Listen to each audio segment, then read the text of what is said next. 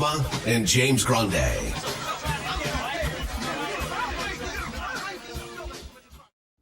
What is going on, Every Nation? Jonathan Pembe here with James Grande. Welcome into the Fantasy Alarm NBA DFS Playbook Live show. We are here for the Thursday DraftKings 4-game main slate that starts at 8 p.m. Eastern time. So we are still 3 full hours away till tip-off for this slate. From a roster news perspective, we're only kind of waiting on a couple of names, I think, right here, Grande, for confirmation on guys. Yeah, Jordan Poole, AJ Green, Robert Williams, Hanson Yang, and then basically to confirm Schroeder's is not going to play, but I believe Robert Williams plays. He practiced on Tuesday after missing Sunday's game. So I'm leaning Robert Williams plays. I have no lean on Poole. Poole did practice this week, so he could return. Green only partially practiced last game, and then the other day, and then Hanson Yang didn't practice on Tuesday. So there's still a lot up in the air, but like with those players, but like Rob Williams is probably the most notable. But yeah, we've had nothing else really break throughout the day, but doesn't mean that can't happen because it's the NBA. Doesn't mean it can't happen. We do appreciate you guys tuning in with us here. If you want to hit that like, share, subscribe button, is a free way to support the show that we put out for you guys each day. The Robert Williams news obviously would change a lot of things because as it stands currently, he is the highest rostered player on the slate, sitting around 50% ownership here today. Last time we saw him without the rest of the front court there for Portland, he played 30 minutes, so that was a bit surprising to us. At least we did get to see the ceiling. He's been sick. At least it wasn't the knee or hamstring or whatever he's been dealing with here lately. It's always the knee. Always the knee. So illness greater than joint pain, So maybe there's the potential that he's good to go and ready to play another 30 minutes tonight. I said maybe. I definly would not assume 30. I didn't say assume. I just said maybe he'd give us another 30 minutes. I'm just throwing. He saying. Got us 30 minutes last game, so you can't say he can't do it. Not saying he can't. Just if he got you 28 minutes tonight, would you be surprised? Yep. Okay. Well, based on what thought process? He's done it once this year, and then immediately missed the next game. He went into that game with knee ailments. Missed the next game, though, not with an injury, though, right? No, I'm just saying maybe I'm off. Maybe I'm not. Okay. I guess we'll see. Okay. If he plays it. Was wondering where gotta explain the thought process. We'll get there. We'll get back to center. We'll get back to the Rob Williams comments. We will. We'll go to point guard here. We do appreciate you guys tuning in with us here. Cujo always popping in the chat. Jeff as well. Good evening to you. Warren. Spin Block 2. New name. The picture looks familiar. Like Jeff is some guy. Yeah. Warren Tyler, the third, 95, 96 is Warren. You got Rolly Crazy Max. He actually figured out that he could change his username. Yes. So did I see through you. He could also change his username. Spin Block 2, though. The picture. This is somebody the new name. We know the individual. The picture, I don't know. I can't think of who it is, but I know that this is somebody that's been here. Yep, I agree. All right, point guard. Denny's $9,700. Who are you, Spin Block 2? Let us know. Denny's 97. Harden's 9K. You have Murray, Thompson, and Westbrook rounding out the $8,000 tier. As we said on the preview show, or at least I said, I jumped right to Russell Westbrook. He is the highest rostered point guard as of now at 35%. He and KPJ are actually kind of checking in neck and neck there. Kevin Porter Jr. at $7,600, Russell Westbrook at $8,000. No knock, obviously, on Denny in a game with a really nice game total. It's actually supposed to be kind of competitive. We know how bad the Pelicans have been defensively. Or Jamal Murray, who's been out of his mind and has a great matchup against Sacramento, but that's kind of where the field is going today. Yeah, I don't know how I feel about this looking at some things. Not that I don't like Russ, but I found it quite alarming doing research today. We haven't obviously had much, there hasn't been much sample without Zach Levine this year because Zach Levine has mostly played. We have about 100 minute sample for Russell Westbrook. I almost called him Russell Wilson. Shout out to Giants great. Let him cook. Um, with Schroeder, Sabonis, Levine off the floor, I was kind of surprised to see a lot of numbers for Russ kind of plummet. Um, eight a negative 8% assist percentage decrease with Schroeder, Levine, Sabonis off the floor. And I can understand it because Levine is such a crucial part of their offense. He's also like right around 1 fantasy points per minute when this is like typically a 1.2 fantasy point per minute player. I kind of view it differently today. I'm not saying I'm fading Russell Westbrook. I think he's in play. I mean, Sacramento is, we just mentioned 3 rotation guys short. They already announced they're going to start Nick Clifford today.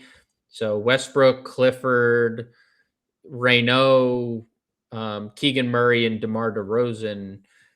I don't know. Like, I think Westbrook has a pretty high ceiling, but if he's not playing well, we've also seen Doug Christie not afraid to take him off the floor. Mm-hmm. And that means like with Neek's starting, Malik Monk's coming off the bench. So there's always, and Malik Monk's talked to the media recently, been like, yeah, I can play point. I've done it. Like, look at my track record here. So I've definitely come down on the Russell Westbrook bandwagon a little bit today. Again, 100-minute sample is not like an end all be all. And if you end up on Russ, then I think like, there's triple double upside in a good game. But I'm definitely not as bullish as I was. Like, I really like Jamal Murray. So kind of like the counter argument or the counterpoint to what you said. Like I like Jamal Murray quite a bit. Yeah. Obviously, you can play him in Jokic. You're probably not going to, but I think Jokic is probably the one player in the NBA that you could see going for 40 actual points and still another guy scores like 30 because what he does on a basketball floor. Jamal Murray has been incredible lately, and we've talked about that a lot. There's 40-minute upside in a competitive game. Without Christian Brown, Aaron Gordon, and Julian Strawther, it's 28% usage, almost 1.2 fantasy points per minute. And this is a guy who is constantly attacking. The Kings allow the 3rd most points in the paint. They are a dreadful defense. They're 27th in that category. So I really like Murray. I have Denny listed at small forward. I should probably update it. I think Denny also looks great. This is a super short-handed team with an elite matchup. 30% usage, over 1.5 fantasy points per minute without Drew Holiday and Donovan Clingan. I would say outside of Jokic, he probably has as high a probability of triple doubling than anyone else on the board. Like, his potential assist numbers have been insane. He's averaging 16 potential assists over the last 10 games. So yeah, and so it's just a ceiling type spot against New Orleans. Like, I know Herb Jones' defense is lurking. How many minutes does Herb actually play is obviously like the question that we're asking ourselves after only playing 24 the other day. But yeah, I mean, Denny, Murray, Westbrook would probably be the priorities there. No like shade to Harden and Amen Thompson. I think you could play both of them in tournaments, but I prefer the other 3. Yeah, those are the 3 that I mentioned to top the show, and I agree with you. Again, ownership is going Kevin Porter Jr. currently as the 2nd highest rostered point guard here today. Again, he's also been kind of ridiculous of late. We've talked Celtics, how defensively they've kind of they have good like season long numbers. More recently, some of their numbers hadn't looked great, but then they faced some bad teams lately, so maybe it's been a little bit better. Where are you with KPJ tonight in this Boston Celtics matchup? Yeah, over the last 10 games, Boston ranks 23rd in defensive rating. So they have been subpar on that end. They've just been the best offense in basketball. So they've just simply outscored teams. I think that's what it comes down to. If you think Milwaukee can score, it's going to come from KPJ. Ryan Rollins is the obvious pivot, by the way, because no one's playing Ryan Rollins and everyone's playing KPJ. For what it's worth, KPJ's been incredible. No Giannis, no Taurean Prince, 29% usage, 1.4 fantasy points per minute. He also has a 38% assist percentage over that span. There's not a lot of bad on the court things you could say about Kevin Porter Jr., especially when you're factoring in how bad Boston's defense been over the last 10. So, yeah, I think there's a case to be made that Kevin Porter Jr. is the best point per dollar point guard of the day. Okay. Because I don't necessarily like a lot else below him. Like Monk is obviously there. Yeah, Monk and Pritchard are the only other two up over 20% today. It's Pritchard, it's Westbrook, Porter, Monk, Pritchard, top 4 as of now. Yeah, and Monk is obviously benefiting from multi-positional eligibility. Mm-hmm. Not starting, and that's why his ownership has actually dropped a little bit. He's been the highest rostered player of the day, like basically all day. Yeah. Then Rob Williams got the spike, and Monk, once they announced Nick Clifford was starting, Monk's ownership dropped off a little bit. But I don't think the Nick Clifford status really changes my outlook on Malik Monk. He's come off the bench for like most of his career. That's never been. It's just if he's gonna make shots, like if he's consistently making shots, then he stays on the floor, which I think they need his offense. Like Zach LaVine scores a lot for them, as bad as they are. So I think we're going to see a lot of Malik Monk, and I think the other one, obviously the only other thing really here to talk, Pritchard, I think is fine.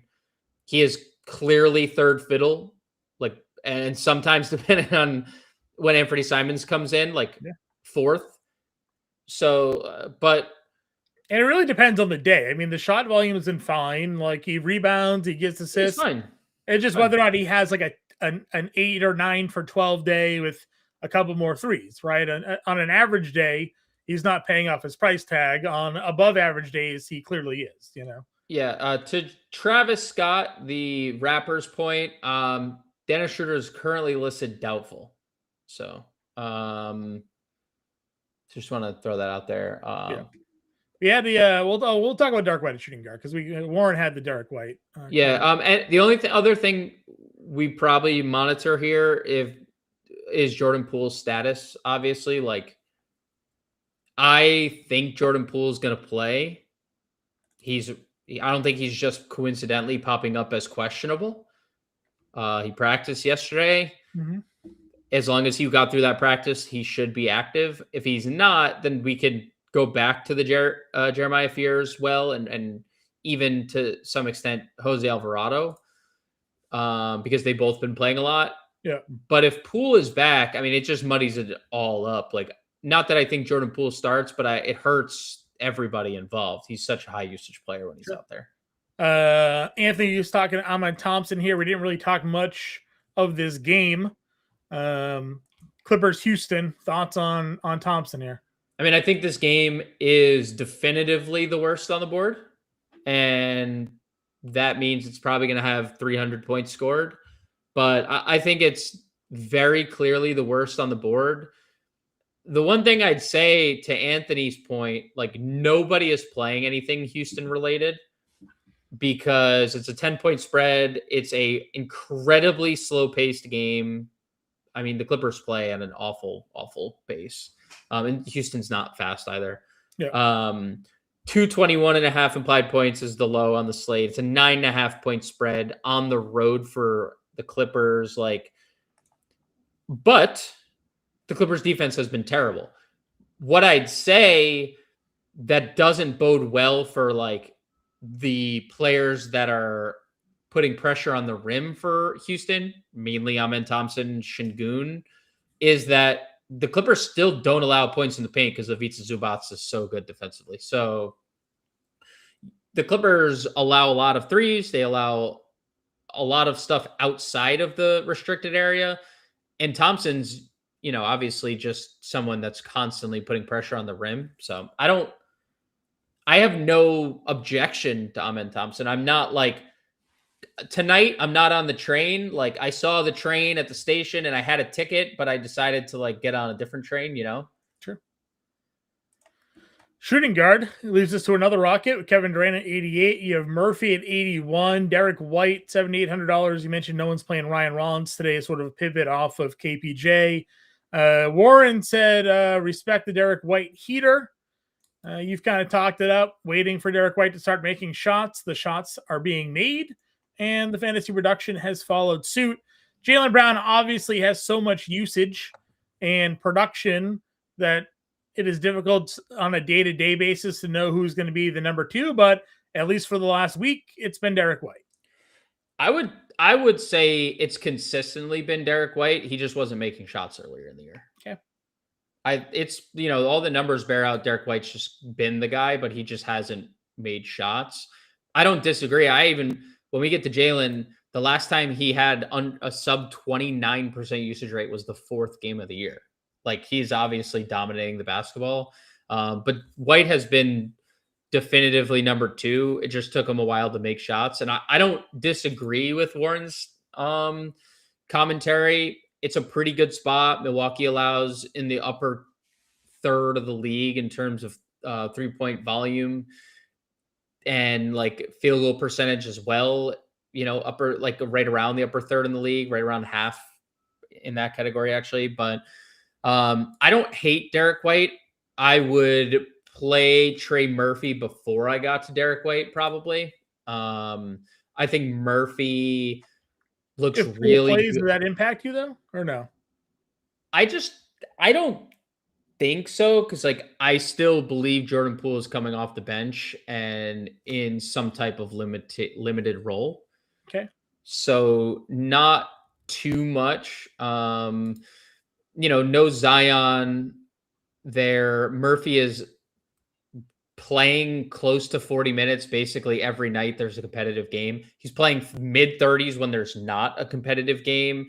We've had a 27% usage rate or higher in 4 straight games. And obviously that's translated to 4 straight games of nearly or over 40 fantasy points. Sure. I like Trey Murphy. I think it's been a match made in heaven for Murphy having Derek Queen on the floor, because Derek Queen's such a good and willing passer. Like the reason I think Poole muddies things up for the point guard rotation is because that's where they were playing him to start the year over Jeremiah Fears. And then, before Willie Green got fired, he made the decision to start Fears over Poole. It never once impacted Murphy directly. So I just we know Murphy's minutes are absolutely secure. He's, without Zion or possibly with Zion, he's just simply their best player. So I'm not necessarily worried if Poole comes back or not. There's going to be limitations. He's probably going to come off the bench. And yeah, I think Murphy looks awesome here. Okay. Yeah, I mean, I guess it's possible, right? Because you're right. It all depends on sort of the minutes that Poole is going to end up playing and sort of how much overlap there is. With Poole on the floor this year and Zion off the floor, he's got a 27.5% usage rate. Again, obviously, he's only played a handful of minutes in that range. Murphy's usage rate goes to 15%. So it's a 90-minute sample, and if you think about the Trey Murphy earlier in the year versus now, it's 2 different players. Yep. Okay. Just seeing the variable there. If Poole and Murphy are overlapping, minutes where the ball goes, I guess. KD thoughts? If you end up on Kevin Durant, he has a pretty high ceiling. Yeah. I don't love 8,800, truthfully, but sure. I like I like Murphy, White, Sharp much better. Yeah. Shade Shading correlates really good with Rob Will. I don't know what it is, but he's super high Rob fantasy Will's not player. looking for the ball, so Yeah, he's not. He's not. It's true. And just regardless, no Klingon, no Holiday, 34% usage rate. It's just no. He's a baller. He's not. It doesn't even matter that he doesn't start. Comes off the bench and scores. It's a position that does drop off. Obviously, there is Malik Monk. We talked about Cam Johnson, Tim Hardaway Jr., two guys in Denver. Here, THJ can obviously play small forward. Cam J at $5,300. We talked Sacramento's defense. Anything else here that you'd look to play? Anything else other than Denver? Not particularly, no. Yeah. I guess Keon Ellis would be a little bit of a contrarian play. He was getting a lot of ownership earlier. I think he's definitely impacted by Neek starting, but I mean, we could see Keon play 20 minutes tonight. It wouldn't be surprising. I think Rolly had a question about Keon earlier. I don't love the Monk Ellis pairing. I think you want to play one, but especially now that neither are starting. Sure. There's just too many Kings bench pieces to like. Or to play in one lineup. I don't like that. Sure. Small forward then. Jaylen Brown, $9,900. Where does JB fit in your roster builds today? I mean, he doesn't because we haven't you just can't play him if you're playing Jokic. Sure. But he's definitely in the player pool. Like in the playbook at fantasyalarm.com. He's in the core plays. He's not a core play for me. Like he's not one of my, but you undeniably can play Jaylen Brown. I mean, he has, again, the fourth game of the year was the last time Jaylen Brown did not have a 29% usage rate. That was against the Pelicans. He played 24 minutes in a 30-point win. And it was 25. Yeah. And to your point, no one's really getting here either for that same reason. Like they're spending their money on other options. Jaylen Brown checking in at 13% tonight. It was the Cleveland or Detroit game. He had a 50% usage rate in that game. Dude, it's just sick. It's sick. He's been what he's been, right? Like he's playing his best basketball of his career. Over on PrizeBooks, I took the over 7.5 free throw attempts tonight, so we're hoping good. he keeps getting to the line tonight, so we can cash that one there. All right, where do you go next? The mid tier is where the ownership is. It's DeRozan and Grant, two guys Grant for sure. We spent a good amount of time talking about last night. Is that kind of where you're living as well? DeRozan Grant range? Yeah, I love both of those players. I'd probably just end up playing the lower rostered one, truthfully. I think they both look great. DeRozan, without Sabonis, Schroeder, Levine, has been fantastic. Almost a 29% usage rate, almost an 8% usage bump, and 1.2 fantasy points per minute. Denver is a team that defends the three-point line really well. Great. DeMar doesn't take a lot. He does all of his scoring in the mid-range. And we've talked about it ad nauseum. Denver's defense has been quite terrible. So I love the $6,500 price tag for DeRozan. And same thing goes for Grant, like another guy, mid 30s minutes in this game, great game environment, 240 implied points, 25% usage, over 1.1 fantasy points per minute against a team who can't defend the 3-point line, and he takes 7 a game. So it's a really good spot for both DeRozan and Jeremy Grant. You could play both. I have found it when building today hard because, you're trying to get that side of the bag. I'm playing Jokic. Yeah. And I was having a hard time not plugging Kevin Porter Jr. in as well. So you don't have any money if you play them both. So like in a Jokic-led build, like you could play both and you sacrifice Kevin Porter, or you play Kevin Porter and you don't play one of them. But I think DeMar and Jeremy Grant both look great in the mid-tier. You've been kind of in on Kyle Kuzma today, right? Yeah, I wrote him up in the playbook today. $5,100 for Kuzma here. Yeah, I think the Kuzma stuff is a little tied to and I say a little because like he's going to play, obviously, and there's room for like there's an opening for minutes. Like we know Rollins, Porter, and that's like basically it that are guaranteed minutes in this team.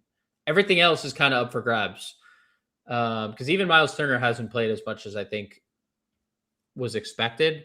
But it's kind of tied. The Kuzma stuff is kind of tied to AJ Green, and maybe not. He started two games ago for AJ Green. Last game he entered the game for AJ Green and started the second half 2 games ago. So like there is 30-minute upside in each of those games, 25 and 26% usage rates on the year without Giannis. 22% usage rate, 0.9 fantasy point per minute player. So I think Kuzma is definitely in play, but I would prefer it if starting and or AJ Green was out. Okay. Any other value plays here at small forward that you're interested in? Again, Nick Clifford's obviously getting ownership since he's going to be starting at $3,500. Do you trust him? Do you just play him because it's a small slate and there's little value today? Where are you looking to go? Yeah, I kind of like Neek. I wrote it in the playbook, but and this was obviously prior to knowing he was going to start. I think I wrote in the playbook it's possible that he starts. Each of the last 2 games, he's at a 23% usage, which I found pleasant. Is a nice number for a rookie who hasn't really gotten much opportunity to play. He's only been extended a couple times this year. But he has been pretty firm. Like the minutes have been pretty secure lately.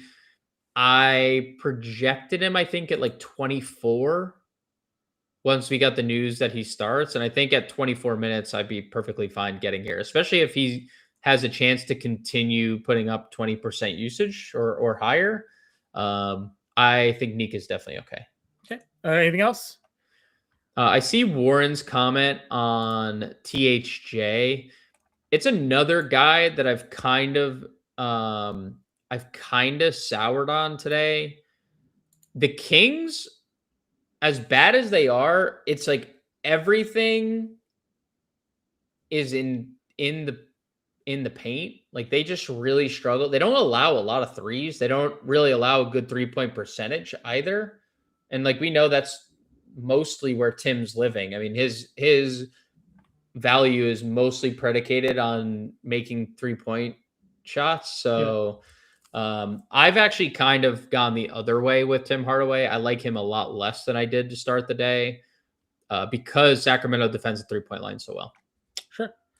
Power forward. Şengün has the position eligibility. We'll talk about him at center.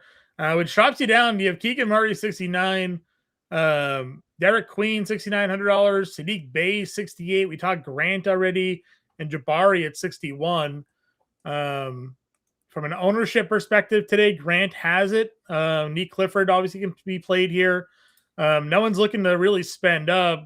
Derek Queen, only 15%. How are you feeling about power forward today? It's mostly the guys we've already talked about for me. I don't love Keegan, another guy who struggles weirdly, but struggles without Zach LaVine, and also just never been a high usage rate player to begin with. We know Keegan has a ceiling, but I prefer him on the 3 stock websites like FanDuel. He's a better play because the stocks and count for 3 fantasy points. Derek Queen, like he's going to start at center. He has a very high ceiling and a very low floor. We've seen him play 33 minutes and have a 30-point triple-double and play 26 minutes and like flop in the last 2 games. We've also seen the last handful of games he plays 16 minutes, right? Like there's a wide range of outcomes for Derek Queen, but that doesn't mean he's any less of a great tournament play because of that outcome. Like the outcome, if you get the ceiling outcome, we just saw it. He has almost 70 fantasy points. So Definitely a good tournament play. And DePrince, don't worry, you missed everything. You're a literal subscriber at fantasyalarm.com. You can just go read the playbook that's live and core plays that Also, are the slate live. doesn't lock until 8 p.m. This show is only an hour, so you could just go to the beginning and watch it over. Yeah, you could also just watch the show. Yeah. The other thing here, and obviously we saw this last night. Now, last night was a 2-game slate, not a 4-game slate. But if ownership is lower on Queen at 15%, much in the way it was with Stefan Castle last night, where less of the field was on Castle, and he goes and pops for 50 fantasy points, 60 fantasy points, you're almost guaranteed in the money unless you really messed up sort of the rest of your lineup build, just because of the leverage you're going to have on the field there. So if he has himself another good night and no one's playing him, you're going to obviously benefit. As you talked about, Grant's getting 35+% ownership because he has the dual positional eligibility. Anthony asked us our thoughts on the Boston bigs. We had another one mention Milwaukee's bigs. How are we handling, I guess, the front court situation for both Boston and Milwaukee today? Well, we'll get to we'll do Milwaukee first. Talked Kuzma. I have no interest in Miles Turner. Been a 0. I mean, he has, if he makes shots, he has a ceiling. The fact that they're now playing Jericho Sims 30+ minutes a night, it's just, I mean, it's just not appealing in any capacity at all. I would rather play Bobby Portis for $700 less. I think there's probably a wider range of minute outcomes for Bobby Portis, but this is a guy who's now had a 30% usage or higher in back-to-back games. He has a 25% usage without Giannis on the year, over 28 or right around 28 plus fantasy points in 3 straight games. So my preferred Milwaukee front court option is Portis over Miles Turner and probably even over Kuzma. Unless Kuzma's starting, then I think we can adjust that conversation. I won't touch on Kada yet because we haven't gotten the center. Yeah, I think it'd be safe Kada, obviously. I was more so going Jordan Walsh for the Boston front court here. I mean, he's fine. I'm no not playing him. He's 6%. So that's because he is so low usage, and his fantasy value is like really attached to rebounding and his defensive numbers. And then when he randomly goes 4 for 5 and 8 for 8 from the floor, well, then you have ceilings. I don't think that's who that player is. And I've said that like all year. He's shooting 46% from 3. Good. He's also taken 35 of them. So it's not like this is like a large sample of 3-point shots. And then he is also, very aggressive defensively. Does he get called for 2 quick fouls and then he's off the floor? Like, yeah. I have the more the ownership falls, the less interest I have in Jordan Walsh. I will never play alone Jordan Walsh because he's a 0 usage player with like a lot of like bad, like he has some up. Obviously he has a ceiling. And I even wrote in the playbook, like, I guess I should at least like come around on him a little bit. But the defensive numbers are real, right? It's just that right now he's fouling. But a lot of good defensive players start out as guys who foul a lot because they're, trying to figure out how to play good NBA defense and then still get their steals in their blocks. He'll never be a high usage rate guy because he's not someone that the ball goes through. The ball finds him, whether it's on lobs or steals on fast breaks, or he does get the occasional corner 3. So I'm never really worried about him having like a terribly low usage in a sense. But obviously, again, Neat Clifford is here at 3,500. We had a question by Rick. Any 3K play is worth giving a try. That's where the ownership is today. We had a couple of comments on Reed Shepherd. We didn't talk again, really anything Houston or the Clippers today. Reed's obviously not at this position, but he's being outplayed by Aaron Holiday right now. They're the ebbs and flows of an Ime Udoka rotation. Where do you think what's his face learned it from? So I mean, and like truthfully, that's a good point. Missoula. That's a good Missoula, point. yeah. I do like at any day, like Reed Shepherd could be back in the rotation. This is a great spot for him. He can make a lot of threes in this spot. The Clippers allow a ton of 3-pointers, and this could be a Reed Shepherd spot. I don't hate it. I don't love it. Like he has a high ceiling at 5,300. I'm not falling for the Houston Rockets social media clips that had Reed Shepherd cooking everyone at practice yesterday. Like that's not why I'd play Reed Shepherd. He did have foul trouble last game. You know, he did get put to the side kind of because of blowout / Aaron Holiday played better in the Phoenix game. So it's kind of better than like, you know, we kind of gave him credit for on last night's show, but I still don't have like a ton of interest. We didn't mention Herb Jones, by the way. That was a complete accidental omission. Yeah, I like skimmed by the mention, but we didn't go in on Herb Jones. Yeah, just the fact that he's, you know, he probably is going to get 30 minutes. I don't think he's going to be as efficient as he was last game, but he's obviously $4,400 in a massive game environment, like good pace, great pace game, great game total. So 4,400 for Herb looks pretty good too. Yeah, I agree. I like Herb Jones. Again, another defensive player that if you get the stocks, they're going to be there for it. All right, center. Joker's 12-9. So, you know, paying the pretty penny today. Yeah. And like again, Sacramento is deficient at the rim. They cannot stop anybody at the rim, no matter what center they've had. They're the worst rebounding team in basketball this year. They're 30th in rebounding rate.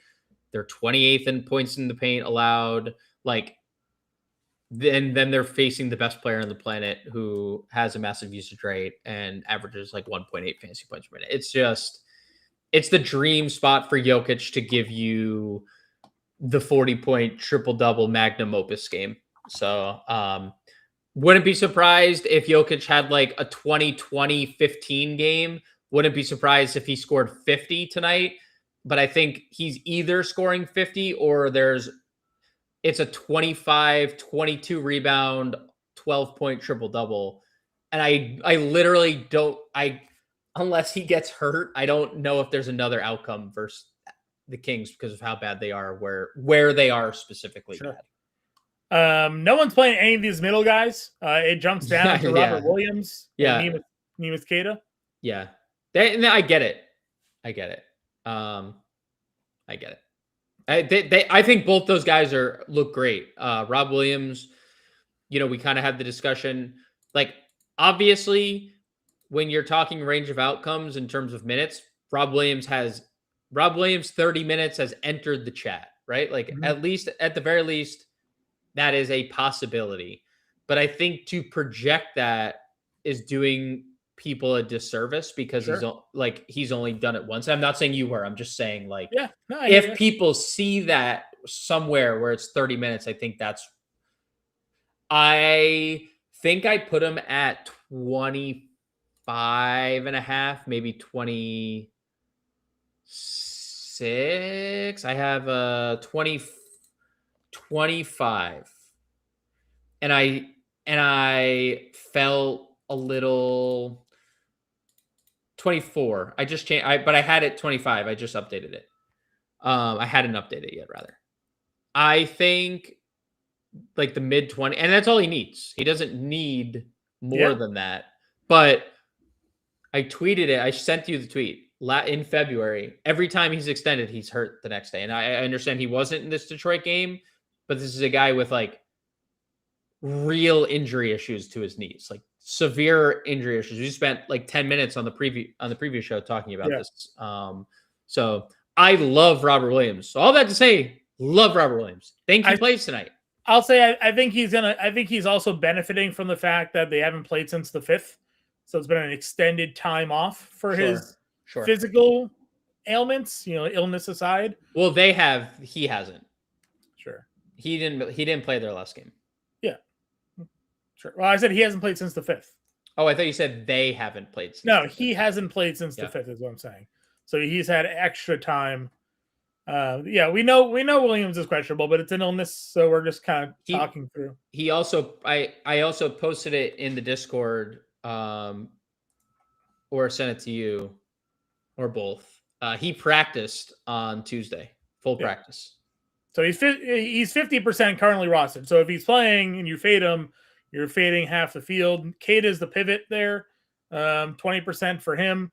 You mentioned things are shaping up well for Nemes. He's really their only center on this team. So if he can stay out of foul trouble, the minutes will be there for him. If he gets in foul trouble, the minutes won't be. So yeah, and no Boucher, Amari Williams questionable. They don't play Luka Garza. You said it. They don't have another. They literally don't have. They brought up Amari Williams, and actually Amari Williams has a broken hand or something like that. Yeah, he's questionable with an injury. Milwaukee's a terrible rebounding team, despite starting 2 7-footers all year. They're 28th in rebounding. Nemes is great at that. He's a great rebounder. He's been much improved offensively, and it helps when you get a lot of offensive putbacks. Yeah. And you play with someone like Jaylen Brown, who is morphing into like an elite drive and dish player. Because Jalen's always just constantly attacking. So yeah, I think Nemes looks great. Would be an easy like pivot from Rob Will. I know Gofi is talking about Duop Reith, and I understand it because Yang Hansen didn't practice on Tuesday and is listed questionable with an illness. So like trending towards not playing. And in that iteration, I do agree that Duop would be in play. We've also seen them not start a center. Like they went Klingon out last couple weeks ago. Rob Williams came off the bench and played 20 minutes, and they started Chris Murray. Which I think they could probably get away with Derek Queen. I don't know if they do it, but they could. I mean, Duop Reith is like, I'm keeping at the back of my mind if Rob Williams is and Yang Hansen are ruled out, but there's also like a very wide range of outcome with Duop Reith. Yeah, Rick asked if there's like a flat 3K play. I don't think so. Flat 3K. Jordan Miller. Yeah, and that's even risky because we don't know if he's even going to play. Yeah, I would say Shireman is the only guy at 3K that I'd probably consider, and even that is a DMP risk. Yep. Josh Minot also in play. Yeah, I mean he's definitely getting minutes. Him and Walsh sub for each other. So I hate Boston. Yeah, I mean, go Josh Minot. Again, it's a straight 13 minutes, 11 minutes, 27, 22, 23. So if they 11 minutes, like, dude, that's just in the range, like possible, right? In play in a player pool, making multiple lineups today, sure. If I'm making one lineup today and Josh Minot's no shot. I didn't hear Brown's compliment of Scotty Barnes. It wasn't a compliment. It was the extra chromosome thing, which is pretty out of pocket. No, I didn't hear anything. He said Scotty Barnes is super strong because he has an extra chromosome, which is not the best thing to say. I don't know. Was that on his Twitch stream or something? It was on his Twitch stream. Yeah. Got it. All right, let's build a lineup. Let's do it. Where do we want to start? Robert, Bob, Will. Yeah. Robert Williams. Let's build a no Jokic lineup here. Let's see if we can get fair and balanced. Like Kevin Porter, Jamal Murray. We still liked Monk. Jeremy Grant, power forward, Queen. Leave it there. There you go. Porter, Monk, Grant, Queen, Williams, Murray, forward util, ready to go. Full line will be in the Discord, $5,300 a play. Again, roster lock is not until 8 p.m., so plenty of time for you guys to take care of it. Get all the latest news and information. We'll have some updates in the Discord. Grandy and I will be back tonight with a preview show. We'll catch you later.